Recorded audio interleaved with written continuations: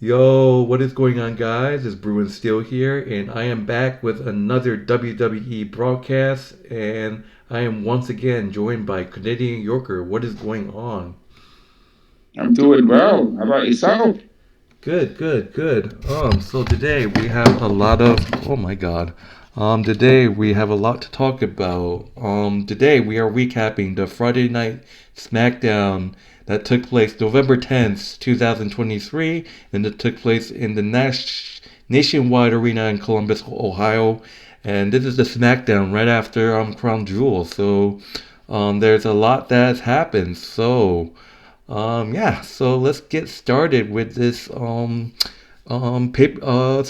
So I just want to remind everyone that Corey Graves was supposed to be on commentary, but he took a break because Corey Graves, him and his wife Carmella, who is also a diva, who hasn't been on TV. They just had a baby daughter, I believe. So Corey Graves was on a leave of absence. So shout out to Corey Graves and Carmella on their new baby. So yeah. So that means that Kevin Owens was actually making his entrance. So basically, he had the okay to replace Corey Graves on commentary. So Kevin Owens will be replacing Corey Graves on commentary. So this is gonna be interesting, but at a cost. So him and Nick Aldis was talking, and Nick Aldis saying that if Kevin Owens put his hands on anyone, he will get suspended immediately. So that means Kevin Owens can't put his hand on anyone when he commentates. So yeah, Kevin Owens joins the commentary team tonight. So that night, so that's gonna be interesting. So that was interesting.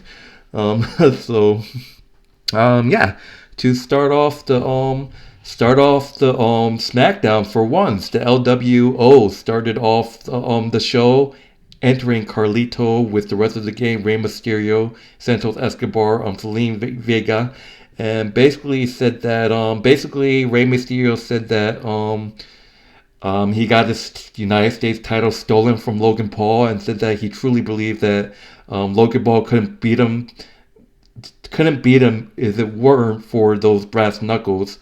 Look, I'm happy that Logan Paul won the United States title, but like I said, Rey Mysterio has every right to get upset because Logan Paul kind of cheated and used the brass knuckles.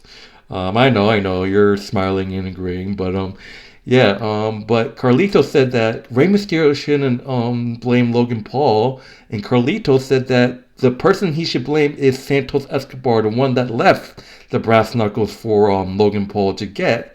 And yeah, Carlito and Santos Escobar started to argue, and there was a little bit of a shuffle there, and it was like, oh boy, it's gonna get real. And yeah, Santos Escobar basically left the segment. So yeah, a little tension there. So what did you think of this opening segment with LWO? Oh boy, just as we saying over the past few weeks about the potential, this potential turn around by Santos Escobar. We've been talking about this over the past few months. We know it was coming. We just didn't know when or how it was happening, but now we're seeing this indestruction, this implosion of the LWO. They're breaking up. The Santos is finding his own way, and because of Carlito joining, um, I don't know exactly how much longer the LWO has to go until they have this implosion. And Rey Mysterio had that opportunity to turn it around. I think if he hadn't kicked Logan Paul towards the area of the of where he had the of where the location of the item was, those brass knuckles, then Rey Mysterio would still be the champion. I would like, I think that the way Rey Mysterio lost was shameful. It was a horrible way to lose his match, and it's just it's not good. It's not good for him to lose a match like that. in such a way to Logan Paul, who, by the way, is a false champion. I don't respect Logan Paul as the true champion. So nobody know that Logan Paul is a false champion. I'm saying to you, sir, you Logan Paul, I'm calling you out. You are a false champion. You are not a real wrestler, and you are not a maverick. Okay, you're fake. You're a fake champion, Logan Paul. I'm just letting you know that. Okay. So I hope you hear this out and you understand that, Logan Paul. So other than Santos Escobar practically gave you this championship. He gave you this championship there. He placed those brass knuckles in your way so that you can win the match. Okay. So I don't know. Maybe there's some sort of deal behind under the table deal that Logan Paul and Santos Escobar did to make this happen. But probably I know. So we know that Santos was the one who was supposed to be the U.S. champion, but he got injured. Well, he can't stop that, but he got injured, and Rey Mysterio stepped up for LWO and won the championship, and that was great. Now Santos Escobar obviously had some feelings about that because he wanted to win the championship, and he didn't, and he tried to beat Rey Mysterio for the championship, and he didn't, and so he obviously has some feelings for that. I can understand that. I can also say, he has to obviously clear that up. Okay, so if he thinks that he can be the champion, he has to do something about that. So yeah. All right, so just gotta say, Logan Paul, if you're watching this, this man just called you out, so why don't you just challenge him? Book it, Survivor Series War Game, Canadian Yorker versus Logan Paul for the United States title. But on top of that, let's move on. The first match of the Smackdown: Bobby Lashley versus Carlito. Yeah, there was a lot of interference in this match. Obviously, this was an okay of a match. Like Montez Ford running interference. It went back and forth. I thought Carlito had the match, but yeah, at the end it was pretty close. Until it was Santos Escobar makes a save for his pals, but then Montez distracted, and then Bobby Lashley was able to hit his spear on Carlito, winning the match. But after the match, Santos Escobar stood still watching how Bobby Lashley and Profit started attacking Carlito with Santos Escobar looking on. Basically, Rey Mysterio comes down with a chair, running them off, and then Santos sticks in the ring, and that's when Rey Mysterio and Santos has a chat. And basically, Santos Escobar is pissed off, saying that Mysterio is treating Carlito as family. And basically, they have a face off, and Rey Mysterio shoves him. And then, what do you know, Santos attacks him, and they just start fighting. Escobar, like I said, attacking Rey and says that, look what you made me do. And basically starts slapping Rey Mysterio in the face. And then basically, Rey Mysterio pushed him outside to the ring, to the apron, goes over, tries to make some sense, but Santos rams him hard to the post, and basically kicking Rey Mysterio's leg where the steel chair trapped in them. Rey Mysterio gets hurt, and then San Antonio. So what do you think of this match? And like I said, guys, we talked about this week after week. Santos Escobar finally turning heel, attacking Rey Mysterio, and turning his back on LWO. We've been talking about this week after week after week. So, what do you think of this match, and your thoughts on Santos Escobar finally turning heel? I could say that Santos Escobar's persuasion has finally reached a boiling point, and yeah, like we've been talking about this for weeks about Santos Escobar turning on Rey Mysterio. Because they only united because they had a common enemy, because they saw Rey Mysterio needed help because of his constant harassment he got from the um, the Judgment Day, right? Because of Damien Priest. Now there's this other situation happening. The Judgment Day is not concerned with Rey Mysterio much anymore. Dominic Mysterio is not concerned with Rey Mysterio anymore. So Rey Mysterio has another problem on his hands of Santos and Carlito. I really think that with Carlito coming in to to stand by Rey, it's really caused some friction between Carlito and Santos. And I believe that Santos, you know, as much as a lot of people like Santos, but people don't like Santos at the same time because he seems like he's not he's a character like it's like and people like him, but at the same time they don't like him as a character. So I think I just like to see how things continue to develop and see where this goes because the LWO is having this implosion in itself, and these things I don't know where Santos is going to go. Rey Mysterio is obviously very hurt from uh, from all this situation. So is Santos also going to make the other members of the LWO join him? Because I believe before LWO they were called Legado del Fantasma or something. Yeah. So I was checking the NXT videos, and they were sort of a heel type back in the NXT. So maybe that's coming back, and Yeah. and we're gonna see that Santos Escobar show up, and so it's gonna be interesting to see where Santos takes this. And I think this is a good thing for Santos Escobar because he really needs his own. He had his own thing before he had Rey Mysterio, but now he's doing his own thing. He's shaping his own destiny in the WWE, and we just have to see where it takes him and what he's going to do with it. So Yeah, so I do want to mention one thing. So this is a possibility. I made a prediction what would happen moving forward with Santos Escobar turning heel. So, as you may know, Bobby Lashley and the Street Profits, there's three people right there, right?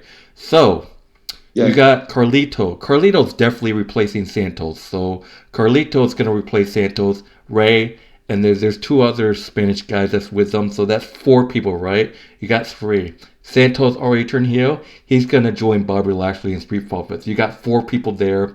Santos is going to pull Dominic. He's going to leave Rey and then go to another faction. It's going to be Santos, Bobby Lashley, and the Street Profits versus LWO, where they have those two random guys, Carlito and Rey. 4-on-4 at Survivor Series. I love to see that. They have Selena Vega on their team. There are rumors of this lady. If you haven't heard, there was this lady that's rumors is joining Bobby Lashley's faction. There was a camera that pointed her smiling at Bobby Lashley at the back. I don't know her name.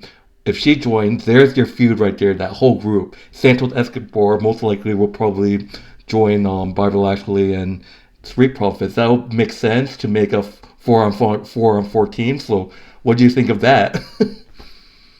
I mean, that sounds interesting because Bobby Lashley does not have a female member. And maybe, but I believe I said last time, Bianca Belair may be the one to join. Oh no, Bobby she's not. Lashley. She's not. There's another lady that's like already talked with like the first time it was last week. Last week it was the girl coming up to Bobby was like, I need to talk with you privately. And then the second time is her smiling at Bobby Lashley. So I don't remember her name, but I do believe she used to actually was with the Street Profits at one point in the past, so I'm not quite sure. So that'll be interesting. Well, I don't know. I was thinking of Jade Cargill maybe joining Bobby Lashley, but let's move on. But yeah, Bobby Lashley defeats Carlito in a one-on-one match with a spear. I didn't hear your take on that, but we're not going to talk about it since you wanted to talk about the Santos turning heel so bad. But I just want to mention the part about Bobby Lashley and Carlito. I believe that they have a history going back like long time. They have a a long history going back. So they've had their matches going back and forth, and we're seeing a continuation of this. Bobby Lashley and Carlito. I must say about Carlito, when he first debuted against John Cena, I thought he was just some sort of jobber dude. He wasn't a very good wrestler. But I guess as time has gone on, I've really noticed his change, and I actually like him now as a wrestler. Because he's with Rey Mysterio, and he's looking bigger, he's looking stronger. So that's good for him. I like to see how he's transformed himself now. That's all I got to say. All right, moving forward. This is what I want to see for this next segment. I want to see how this turning out. We all know we saw the return of Kairi Sane at Crown Jewel. Bailey makes her entrance and get on mic saying that she had a plan for IYO Sky and Damage Control, and basically she didn't expect to see the return of Kairi Sane. She asked IYO Sky to come out to talk. IYO Sky, Kairi Sane, and Dakota Kai all comes out. And they also said that they had the plan, and basically said that Kairi Sane helped her helped IYO Sky retain her title, and that's what Bailey wanted. And basically said that's what the best for them. And then Bailey said that bringing Kairi Sane in Damage Control won't be a good idea because it was Bailey's actual fault that Kairi Sane left WWE. Bailey showed a footage of her brutally attacking Kairi Sane back in 2020, really badly. And after that, there was no word from Kairi Sane. She quit WWE. So basically, it was a footage of Bailey all the way back from 2020 beating up Kairi Sane backstage. And then after that, we did not see Kairi Sane since then. So basically, Kairi Sane gets a mic and said that she respects Bailey as leader of Damage Control, and she forgives her and opens her arms wide. Because Bailey is also known as the hugger, she used to be a really good hugger. Her back in the day, when she was a baby face, she had the shirts called Hugger, and basically, yeah, they actually go for a group hug, and they basically um, Bailey starts slowly smiling. And wow, I'm saying Damage Control is stronger as ever. But Bailey, you gotta watch your back. They might be playing games with you, and eventually you're gonna get kicked out. But yeah, 4 members currently right now for Damage Control. Wow, you got Bailey, Dakota Kai, who's still dealing with a torn ACL. And you got IYO Sky and Kairi Sane now on the team. Wow. What do you think of this? Oh, actually, the segment's not done. Sorry. Bianca Belair comes in and said that Kairi might not forgive Bailey, and said that she doesn't forgive Damage Control. And would you know, she says she's gonna kick all their asses, and then basically Charlotte Flair comes in and enters Asuka. You know the history between Asuka and Kairi Sane. They used to be known as a tag team called the Carmella Warriors. I forgot the name of their tag team back in the day. They're great friends, basically, and that's basically the end of the segment. So, what did you think of this whole segment? I think it's a good matchup. We have a build up. It's been a really good matchup. We could see a war games between these two groups. Of course, they're going to need a fourth member to face them off against Damage Control, Belair, Charlette, Asuka, and a fourth member because they're short-handed. Um, it's going to be interesting to see what happens. Yeah, the Damage Control is definitely going. I can see Damage Control going down the route of being a bloodline type of thing, bloodline slash Judgment Day type of situation. But we don't know that because yeah. I mean, what's the reason for Bailey attacking Sane? Kylie Sane. What's the reason for that? She just attacked her. I saw the clip. I happened to see the video, and you know, they said that's how it ended. Um, Bailey probably have something up their sleeve. Bailey's going to be the one leaving the Damage Control. Um, so I don't know. See, she's put everything into helping IYO Sky become the champion, and she's put everything into helping IYO Sky to become the best at where she is right now, and IYO Sky um, has also done the same for her. So there's like a mutual friendship and benefit that's helping them, but now we have new members in, and it's obvious that they have to learn to get along and work together. So this is going to be an interesting era of damage control to see how far they're going to go. So. All right. Moving on to the second match of the SmackDown, we got a rematch between Dragon Lee versus Cedric Anderson. So I believe Dragon Lee last time won the match. This is a rematch between Cedric Anderson and Dragon Lee. This was surprisingly a high flying match. I like Dragon Lee. He reminds me more of like a little bit more of Sin Cara back in the day. If you know Sin Cara was a high flyer. There's a lot of people wrestlers wearing like a Rey Mysterio like mask, but Dragon Lee so far he's been so good. I guess he's like part-time SmackDown, part-time NXT. But yeah, he should just stay on like SmackDown. He's good. I think that SmackDown suits him. People love him so far. But yeah, talking about this match, there was just a lot of high flying in this match. Cedric Anderson, I think he used to be a member of Bobby Lashley's faction back in the day with MVP. I think I'm not quite sure. But yeah, it was just back and forth. It seems like Cedric Anderson and Dragon Lee has become great friends. It was Cedric Anderson that came up to Dragon Lee for a rematch and they shook hands. So I feel like those two are going to be best buds in the future. But we'll see what happens. But yeah, Dragon Lee's high flyer.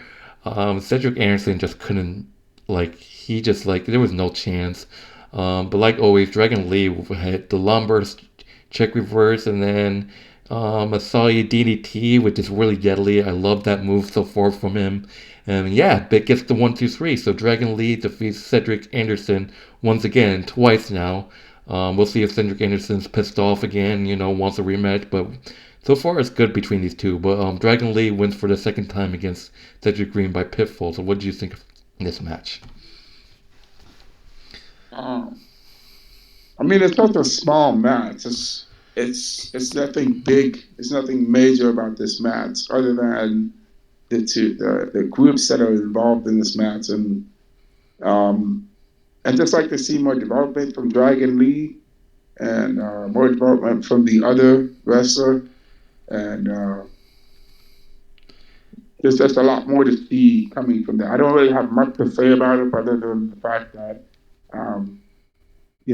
what's just that these guys have to keep working hard, and keep on improving. So. All right, moving on to the next segment, we got LA Knight. Basically, LA Knight is not happy how the result came out against Roman Reigns at Crown Jewel, and I know you're not happy how the result came out. Yeah, hopefully you learned your lessons about that pick. But yeah, LA Knight basically said that he did exactly what he did and hit the BFT on Roman Reigns. He should be standing undisputed champion because he got the 1-2-3 even for Jimmy Uso, and he said LA Knight said he got robbed, and basically said that he's not done with the bloodline, and basically he was interrupted by Grayson Waller, and basically LA Knight just started to smack and make fun of this guy, saying that, oh, Grayson Waller, this actually made me laugh. Grayson Waller's got his $5 haircut. He's ready for school pictures, but he's looking at him. He gets the feeling he's not allowed within 50 yards of a school. The creep. But anyway, that's basically it. And then LA Knight basically, I think it was tosses Grayson out of ring and then splashes Grayson Waller in the face with water, and it basically ends the segment. So yeah, and then the next match is Grayson Waller versus LA Knight, and yeah, it went back and forth. This was actually one of the top matches. I really enjoyed this match. I thought Grayson Waller had this match won, and like I said, Kevin Owens was still on commentary, and basically Kevin Owens has a beef with Grayson Waller and of course Austin Theory. So basically, Kevin Owens talked a little trash, but hopefully he remembers Nick Aldis word saying that he can't put his hands on anyone. So basically, yeah, LA Knight was a little bit stronger than Grayson Waller in this match. So basically, LA Knight took a playbook out of The Rock and hit Grayson Waller with the People's Elbow, falling with the BFT. LA Knight defeats Grayson Waller with the BFT to get the win. 1, 2, 3. What did you think of this match and the segment before this with LA Knight and Grayson Waller? I think this is a nice set of warm-up match for LA Knight. So LA Knight fought his hardest against Roman Reigns, and he wasn't successful. However, he did push Roman Reigns to his limits. And Grayson Waller obviously tries to capitalize on that. So LA Knight has the right to put Waller in his place because the man is so full of himself. Grayson Waller is full of himself. He needs to get over it. And, he just needs to focus on what he needs to do as a wrestler and, win his championships and stuff. So that's all he's got to do. All right. Moving forward, basically, they recapped Kevin Owens doing a double punching Grayson Waller and Austin Theory last week. But Kevin Owens was on commentary, and then he got confronted by Austin Theory and Grayson Waller. Basically, Austin Theory shoved Kevin Owens, and Grayson Waller started pouring water over Kevin Owens' head. And basically, Michael Cole told Kevin Owens to stay calm, don't attack them, and not get suspended. Basically, said Kevin Owens said he can take that he got shoved and water poured on his face, but can't get the fact that they threw the bottle at Michael Cole. But what do you know? Kevin Owens says, "Be right back. I'm gonna get suspended." Kevin Owens pops up and chases Austin Theory down and takes down Theory with the stunner. Grayson Waller hits Grayson Waller with the stunner. Austin Theory escaped. So yeah, that will do it. And it's announced that later on, Nick Aldis suspended Kevin Owens. So we have to see how long Kevin Owens is suspended for. Were you gonna say something? Nothing. I just wanted to say that Kevin Owens is under some restrictions here, so he did get suspended. So because he put his hands on Austin Theory and Grayson Waller, Nick Aldis interrupted one of his interviews and suspended him. So so we don't know how long Kevin Owens is suspended for. So there's gonna be an interesting storyline. My thought is because I originally said that the men's war game, there's gonna be a mystery fifth member. I think because Kevin Owens is suspended, I think he's gonna go to Raw and help them the War Games team to take down the Judgment Day. That could be a possibility. But I do want to get to the main event real quick. We can talk about that. If you have something to share about the KO situation, we can do that after. But I want to get this main event done. So the next main event match, the main event match of this SmackDown is Asuka, Bianca Belair, and Charlotte Flair versus Damage Control, Bayley, IYO Sky, and Curly Sane.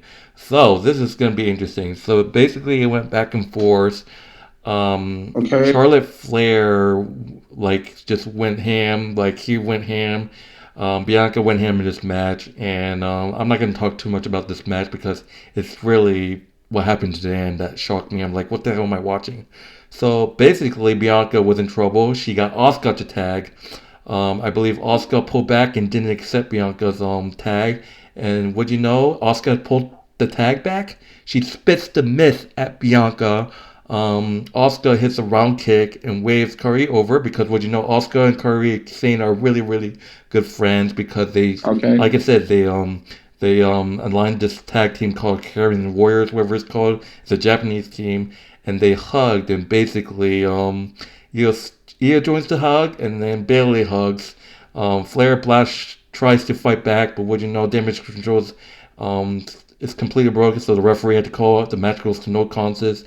And what you know, they attacked Charlotte Flair. Shotzi tries to come out and save them, but they're overrun by the damn number game. And what do you know? Everyone gets attacked, and what do you know? Two turn heels in one night. That's insane. Asuka turning on Bianca and Charlotte to join Damage Control just because Kairi and Sane's in the group. Damage Control is stronger as ever. People are like, what the hell just happened? Asuka joins Damage Control.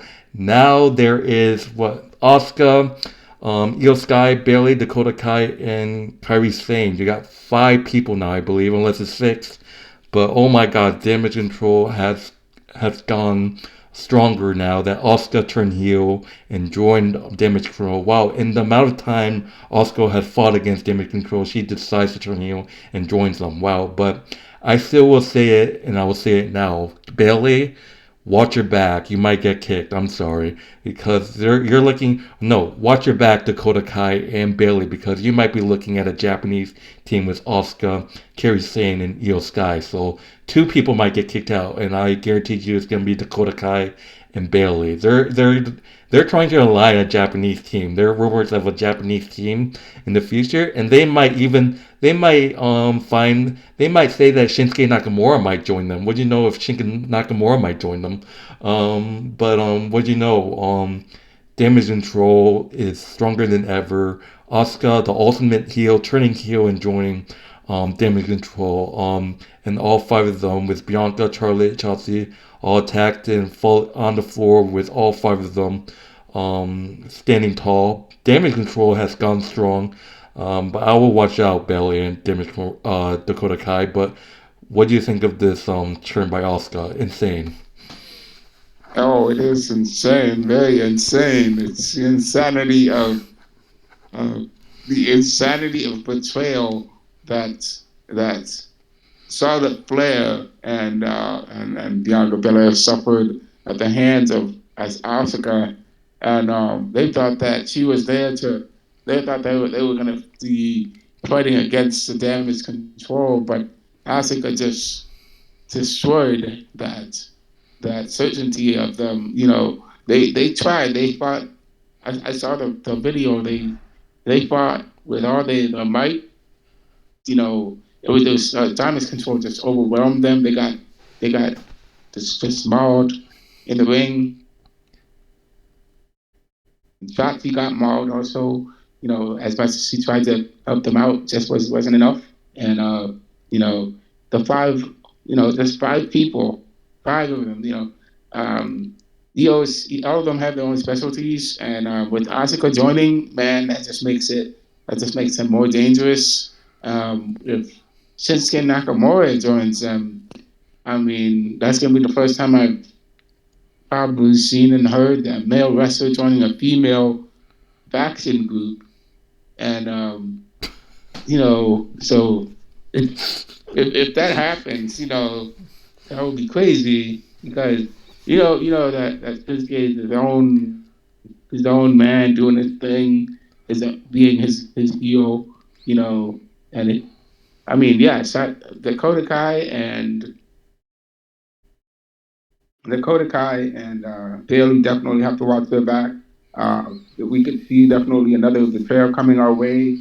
You know, they both of them getting kicked out. I especially think that Bayley is the one getting the most because of her attack on Sane. So, you know, Sane is going to be attacking her, and probably Asuka too. Asuka doesn't like her. And for EO, it's probably going to be Yeah, personal. so It's going to be basically, a hard. yeah, that will do it. Right. So basically, there's your war games right there. So it's gonna be Asuka, Bayley, Dakota Kai is. So the interesting thing is that Survivor Series is usually a 5-on-5. We don't know if it's gonna be 5-on-5 for the men's, but I thought maybe they'll do 5-on-5 for the women's right there because there were 5 of them. But I forgot Dakota Kai is still injured. Dakota Kai is still injured with a torn ACL, so they might just do 4-on-4. Dakota Kai is basically a manager now because she still has that torn ACL. So basically, you're seeing the war games right here. That's got to be the war game for the woman. Asuka, IYO Sky, Bayley, and Sane versus Shotzi, Charlotte, and Bianca in the mystery fourth partner. And there's rumors that that fourth person is going to be Becky Lynch. Becky Lynch is probably going to be that fourth person. People are saying rumors is going to be Jade. I would like to see Jade as that final fourth member. That would be insane. But I kind of want to see Becky on War Games again. Becky was the surprise fifth member last year too, so why not be the surprise for teammate too? So we have to see who that fourth member is. It could be even Mia. Mia Young also has issues with, I believe, damage control. I believe. So we have to see. But my money is on Jade or Becky as her fourth member. You obviously know that Becky Lynch has issues, but my question is, it might not be Becky because she's on Raw. So, Yeah. but we have to see what happens. But yeah, speaking of Bayley, because I do want to mention Bayley. Yeah, it's definitely a storyline that Bayley needs to turn to a babyface. I think that it's time. It's been 3 full years Bayley has been the heel of Damage Control, so I think it's slowly they're making the storyline. Bayley needs to change it up. I think Bayley needs to go back as a babyface to do that. I think it's gonna be Survivor Series match. Damage Control is gonna portray Bayley inside War Games, causing them the match. So I think Damage Control will lose the War Games match because a betrayal will happen. I think Damage Control. I think IYO Sky, Kairi Sane, and Asuka might walk out of the War Games match. That would be the worst, causing Bayley to get pinned. So I think that's how Bayley gets kicked out of the War Games match in the group. But we never had teammates in War Games walk out on each other in the War Games match. So we have to see how it is. But in some way during the War Games, Bayley is gonna turn to babyface after she gets betrayed. If you guys are watching this video and don't understand what babyface is, it's meaning like a most favorite wrestler. So like babyface is like Cody Rhodes. He always gets cheered. A heel is like Dominic Mysterio, like getting booed all the time. So a babyface is basically a bad guy, which is booing a lot, turning to a wrestler that gets cheered a lot. So just like Jey Uso. Jey Uso was a heel when he was on the Bloodline. He turned on Roman, but what'd you know? Now he's a babyface on Raw. People are cheering him now, so that's basically what it is. So any more thoughts? Yeah. Yeah, I definitely think possibly we could see this baby face turn by Bayley on the Damage Control. But it has to be done for good reason. Yeah, like I said, I think it's going to be 4-on-4. It's like I said, the Survivor Series is interesting. Thing is, Survivor Series is 5-on-5, but so far the men's group is 4-on-4. I thought women's would do 5-on. Like I said, Dakota Kai has an ACL injury, so that rules her out. Only 5 women, unless there's a mystery fifth. So we have to see what happens. But I really wonder what was the cause of Bayley attacking Sane. You know, what caused her to attack her? I think it was a feud they were doing. I have no idea. It was a feud. Okay. I'm not even sure. I would have to look it up. I'm not quite sure. I have to go back and rewatch what happened between Bayley and But Sane. I'm just telling you, Bayley and Dakota Kai most likely will kick, but worst case, Dakota Kai is probably going to stay with Damage Control. They're just going to kick Bayley out. So, on top of that, I think Bayley's going to kick out.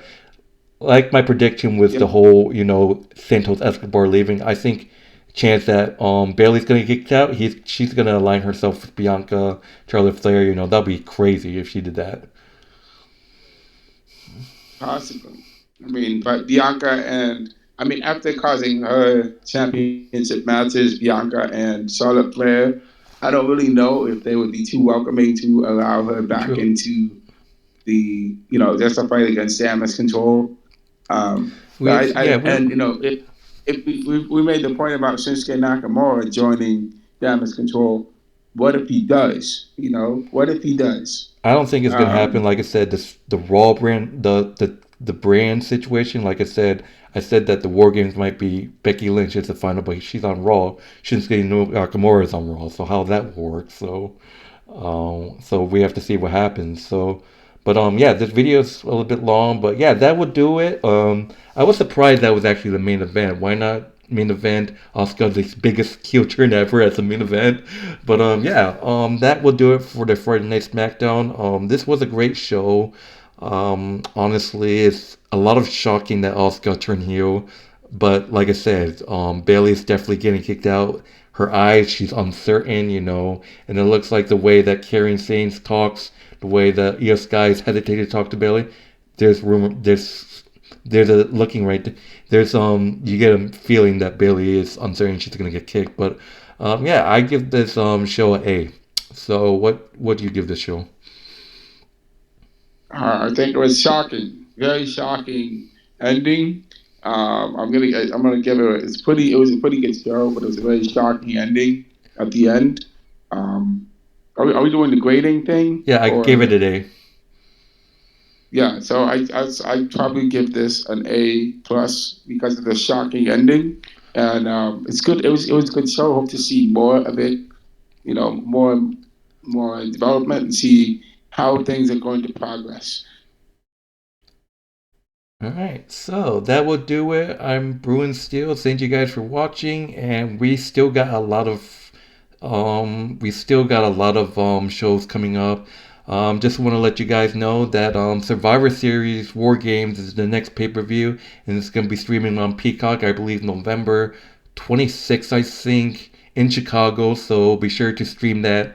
I believe it's like in the evening. I'm not quite sure what time is it gonna be, but make sure you check it out. And after that, just a reminder that me, Canadian Yorker, and our friend Joey are gonna be at the Monday Night Raw December 4th. We already booked tickets. Just a heads up. We don't know if we're gonna do a broadcast for that. We're gonna be at the show, so you're gonna see what happens. So we can't wait for that. And yeah, there's Survivor Series War Games in a couple weeks and a couple more shows. There's rumors that we might go to WrestleMania. We have to see. That's gonna be expensive hell in Philadelphia. But yeah. Anyways, that will do it. Thank you guys for watching. We will be back hopefully Tuesday or Wednesday night because the other days I can't because I work. So Tuesday night or Wednesday night for our broadcast for this coming Monday night Raw broadcast. And this is Canadian Yorker. Any last seconds? Yeah, it's I can't wait to continue our discussion Tuesday, Wednesday nights, and we can definitely talk more about Monday Night Raw. See how those developments come along. By the way, guys, don't feel free. If you have any comments, please feel free to share your comments in the comment section down below. So don't forget to do that. Yep. And look out for my blog when we're at the Monday Night Raw on December 4th. So that's 2 weeks after War Games. So it's coming up quick. So yeah, thank you guys for watching. And I hope you guys enjoy your Sunday night. Me and Gene will be back Tuesday night or Wednesday night for our broadcast for tomorrow's Monday night. So we'll see you guys later.